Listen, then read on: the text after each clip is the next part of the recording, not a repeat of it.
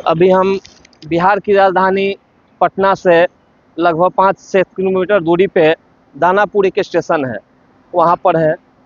और यहाँ के नज़दीक हम कुछ दिखाना चाहेंगे। अभी एक योजना आई है, प्रधानमंत्री शहरी आवास योजना। ऐसे तो बहुत योजनाएं आती है और चली भी जाती है, उन पर अच्छी खासी रकम भी खर्च होती है, लेकिन उसका रिजल्ट क्या होता है? जैसे गंगा सफाई योजना, उस पर लगभग 10,000 15,000 करोड़ खर्च हो गया, लेकिन ज़मीनी स्तर पर कुछ उसका रिजल्ट नहीं आया। उसी तरीके से अभी शहरी आवास योजना आया है, जिसके तहत शहर में जिसके पास अपनी भूमि होगी उनको घर बनाने के लिए 2 लाख रुपए मिलेगा, लेकिन जिनके पास घर नहीं होगा उनको भी स्लम बस्ती से उठाकर कहीं शिफ्ट किया जाएगा। तो ये जो दानापुर का ये जो इलाका देख रहे हैं, यहीं से लगभग 10 किलोमीटर तक लंबा झुग्गी झोपड़ी नहर के बीच में है, और उनका जीवन यापन किस तरीके से है वो देखेंगे तो आपको महसूस होगा। बहुत ही गंदगी में लोग जीवन यापन करते हैं और आज तक कोई भी सुविधा मिला नहीं है। ये हमारे जस्ट बगल में ही दानापुर ये जो आप देख रहे हैं, मेरे जस्ट सामने में ही ये दानापुर स्टेशन है, तो हम शहर से ज़्यादा दूर है नहीं। और ये यहाँ का मक्का कहे जाने वाला जगजीवन स्टेडियम हमारे सामने है। यहाँ दौड़कर न जाने कितने बच्चे फौज में बहाल हुए, सिपाही में बहाल हुए, और आज भी ये जगह जो है बदहाली को तरस रहा है। ये कोई यहाँ अभी तक व्यवस्था नहीं है। इसी बीच में हम आगे बढ़ते हुए उस स्लम इलाके में आगे जाएंगे और देखेंगे किस तरीके से लोग जीवन यापन जी रहे हैं।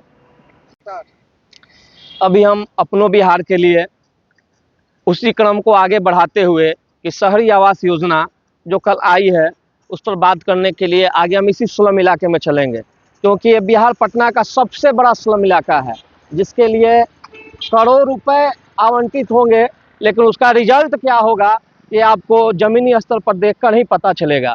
ये हमारे पास यहीं के रहने वाले ठेला चलाने वाले लोग हैं, जिनके लिए ही ये योजना आया है। आइए जानते हैं इस पर ये क्या बोलेंगे। अगर इनको पता होगा इस योजना के बारे में तो बताएंगे, नहीं तो हमें पता है कि किस तरह बदहाली में जीते हैं। भैया, कल के अखबार में एक आई है बात, शहरी आवास योजना, जिसके तहत जो लोग भी झुग्गी झोपड़ी में रहते हैं, अगर उनके पास ज़मीन है तो उनके लिए 2 लाख रुपए आवास आएगा, और जिनके पास नहीं है, झुग्गी में जैसे स्लम इलाके में जो लोग रहते हैं, उनके लिए है कि उनको भी शिफ्ट करके घर बनाया जाएगा। तो क्या इतने सालों से आप यहाँ रह रहे हैं, आपको आज तक कोई सुविधा मिली है? कोई सुविधा नहीं है। आपका यहाँ पक्का मकान है? हाँ, मकान है। पक्का मकान है। और यहाँ जो झुग्गी झोपड़ी में लोग रहते हैं, उनका जीवन संघर्षरत है या नहीं? 40 बरस से रह रहे हैं सब। कष्ट में तो रह रहे हैं लोग। हमें जहाँ तक जानकारी है कि उसमें नाला भी बहता है, लेकिन आज तक कोई सुविधा नहीं मिली। और यहाँ तो नीतीश कुमार और नरेंद्र मोदी जी की सरकार पिछले 17 साल से चल रही है। क्या उन्होंने कभी इस जगह को देखा? कभी नहीं। ये तो जगह बिहार का सबसे बड़ा स्लम इलाका है, जैसे मुंबई में धौलावीरा के साइड है। भैया, आप कुछ कहना चाहेंगे? ये आपके भैया हैं। क्या हकीकत है यहाँ पे ये लोग कष्ट में तो जीवन जीते हैं? हाँ। आप चाचा कुछ कहेंगे? बस बोलिए बोलिए, अभी हम लोग उतर ही रहे हैं सर। हम आप कहाँ से आ रहे हैं? आनंद विहार से आ रहे हैं। आनंद विहार से। आप भी तो पलायन करके कमाने के लिए वहाँ गए होंगे। हाँ जी, हाँ। ठीक है। दानापुर का नाला, और ये अच्छा कवर करता है, लगभग 10 किलोमीटर लंबा ये नाला है, और इसी नाले के बीच ये दोनों तरफ आप देखिए झुग्गी झोपड़ी है। और यही हम आपको दिखाएंगे, शहरी आवास योजना के तहत इन लोगों को शिफ्ट करना है दूसरी जगह, लेकिन इनका क्या होता है ज़मीनी स्तर पर हम दिखाएंगे। ये नाला के बीच देखिए रहना कितना मुश्किल है, लेकिन दोनों तरफ यहाँ से लगभग 10 किलोमीटर तक लाखों लोग इसमें जीवन यापन करते हैं। और सरकार हर बार योजना लाती है कि हम घर बनाएंगे, हर साल लाख लोगों को घर देंगे, 2 लाख लोगों को घर देंगे, लेकिन लगभग 10 साल 20 साल से ये लोग यहाँ रह रहे हैं, लेकिन आज तक इनको इस सुविधा का कोई लाभ नहीं है। आइए हम आपको दिखाते हैं किस तरीके से लोग जीवन यापन करते हैं। ये दोनों तरफ देखिए किस तरीके से झुग्गी झोपड़ी है, दोनों तरफ देखिए, ये दोनों तरफ झुग्गी झोपड़ी में लोग जीवन यापन करने को मजबूर हैं। और ये बगल में नाला जो है नाला बह रही है। और यहाँ देखिए ये दोनों तरफ ऐसे ही लोग जीवन यापन झुग्गी झोपड़ी में यहाँ करते हैं और सरकार की योजना का कोई इन्हें लाभ नहीं मिलता है। ये देखिए नाले के बगल में ये लोग जीवन यापन करते हैं और कल के अखबार में आया है कि जिनका शहर में घर नहीं होगा उनको दूसरी जगह शिफ्ट करके मकान दिया जाएगा। लेकिन हमको लगता है लगभग बहुत दिनों से ये लोग रह रहे हैं, इनको शायद पता भी चाची को नहीं होगा और इस तरीके से लोग जीवन यापन करने को मजबूर है। ये रहने वाले नहीं है, यहाँ के रहने वाले वो रहने वाले हैं। बाबू तुम यहाँ कब से रह रहे हो? हम लग रहे हैं कि हो ही रहा है 10-15 साल से। 10-15 साल से। कल एक योजना आई है कि जिनको शहर में घर होगा, शहर में ज़मीन होगा, उनको घर बनाने के लिए 2 लाख रुपए मिलेगा और जिनका ज़मीन नहीं होगा, स्लम बस्ती में सरकारी ज़मीन पर रहते हैं, उनको यहाँ से दूसरी जगह फ्लैट में शिफ्ट कर दिया जाएगा और इस पर लाखों करोड़ों रुपया खर्च होगा आगे। तो क्या इसका लाभ तुम्हें आज तक यहाँ मिला, ये बात की जानकारी थी? नहीं, कभी नहीं। कभी नहीं। कोई भी यहाँ चाची आता है आपको घर के लिए? हम कानपुर के नहीं मिला ऐसा लाभ। सब ये देखो न, सब ऐसे ही तो पड़े हैं फुटपाथ में। कुछ जब लाभ नहीं मिलता तो क्या करेंगे सर? कुछ भी लाभ नहीं है। यहाँ पर कुछ भी लाभ नहीं मिलता, ना कहीं भी नहीं मिलता। जब जहाँ द्वार है वहाँ भी नहीं मिलता। कहाँ आपकी रहने वाले हैं? हम कानपुर के रहने वाले। यहाँ आई है घूमने? हाँ घूमने आए बाबूजी। हमारे पास कुछ भी नहीं, ना जमीन है ना जायदाद है, खाली ऐसी मड़ी है, ऐसी जैसे तंबू डालो ऐसी हमारी पास है। ऐसे ही जीवन यापन कर रहे हैं सर। और हम लोगों को कुछ मिले तो और ही आपका नाम अच्छा कहेंगे, लेके आपका गुण गाएंगे लेकर के। ये अनाथ ऐसे ही फिरते रहते हैं, कभी कभी तो स्टेशन पे भी नहीं बैठने देते। और इसी तरीके से आपको जीवन गुजारना पड़ता है? इसी तरीके से जीवन गुजार रहे हैं सर। चाची सबका नाच करके घर इधर आइए चाची। कल पेपर में आया है कि जिनके पास घर नहीं होगा उनको फ्लैट में रखा जाएगा शहरी आवास योजना के तहत।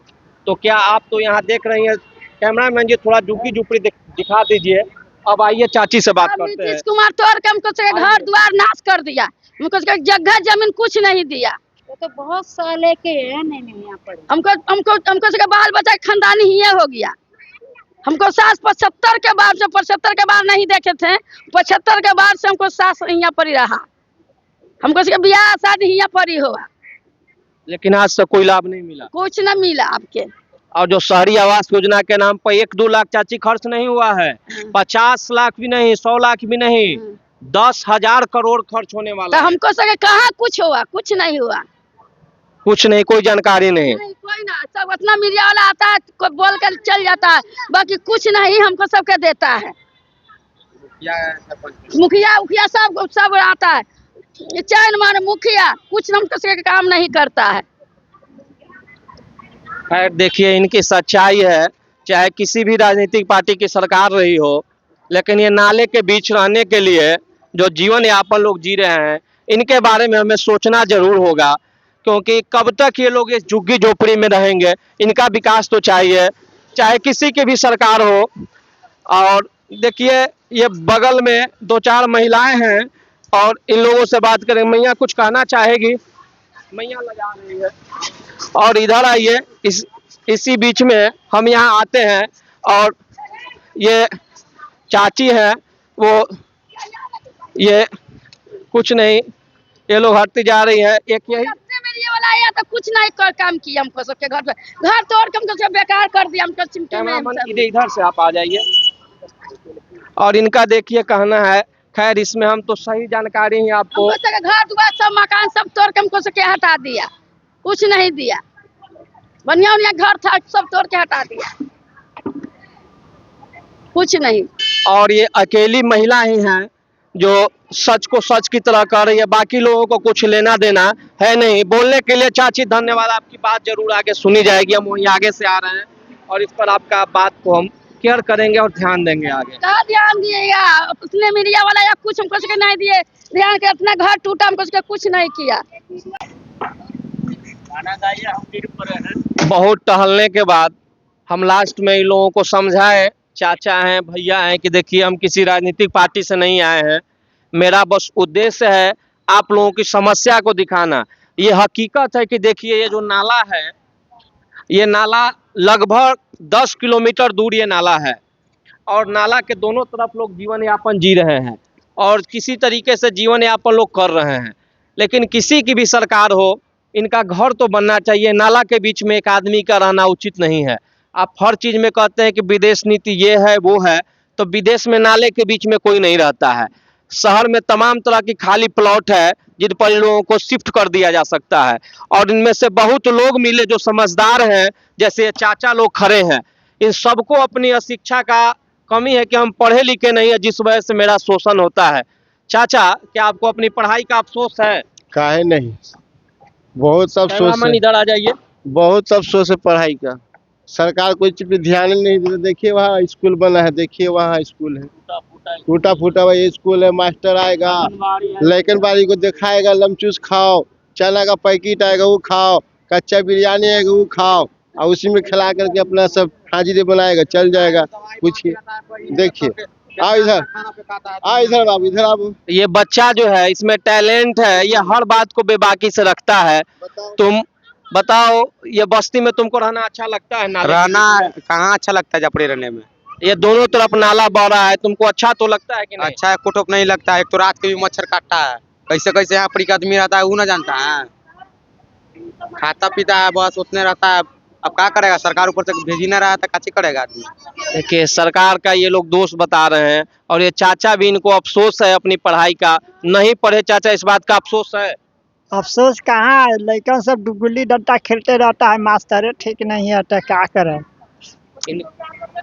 बिचवा में हम लोग पड़े हुए हैं, न घर के न घाट के। बताइए, इनका कहना है मास्टर साहब पढ़ाते ही नहीं है और बच्चा इनका उतना जागरूक है नहीं, जिस वजह से इनको समस्या है। खैर जो भी हो, अगर ये लोग पढ़े लिखे होते तो आज इनकी समस्या नहीं होती। चाचा, आपको अपनी पढ़ाई का कुछ दुख है? दुख है कि 3 कुर्सी हमको बीत गया। आज तक नहीं कोई मास्टर आया, ना स्कूल बना, ना कोई शिक्षा देने वाला आया, ना सरकार घर से कुछ मिला। हम लोग ऐसे ही नली के किनारे बस रहे हैं। 3 कुर्सी बीत गया यहाँ पर, बाकी कुछ नहीं आया। 1-2 कुर्सी की नहीं बात है, 3 कुर्सी बीत चुका है, लेकिन ये लोग नाले किनारे रहने को मजबूर है। पैसा तो हमेशा आता होगा और इनको कोई सुविधा नहीं है। ये बड़ी ही, अभी हम आज़ादी के 70 साल मना रहे थे, 75 साल मना रहे थे, इसका कोई फायदा नहीं। 1947 में भी इससे अच्छे लोग जीवन यापन करते होंगे। आज भी हम उसी जगह पे हैं, तो आज़ादी का क्या फायदा? आज़ादी का वही फायदा, ये झंडा तभी ऊंचा होगा जब ऐसे ऐसे लोग जिस दिन घर में रहना शुरू कर देंगे। ये सब बच्चा जिस दिन स्कूल में जाएगा ना, उस दिन सही में ये देश आज़ाद होगा, नहीं तो आज़ादी का कोई फायदा नहीं है। ये बच्चा देख लीजिए, पढ़ाई के समय में देख लीजिए, बिना नंगे पाँव कहीं खेल के आया होगा या घूमने गया होगा। पढ़ाई के लिए नाम पे जीरो है। पढ़ाई बहुत बड़ी चीज है मेरे भाई। ये 3 रुपए का अखबार है, अगर आप लोग पढ़ेंगे तो बहुत सारी जानकारी मिलेगी।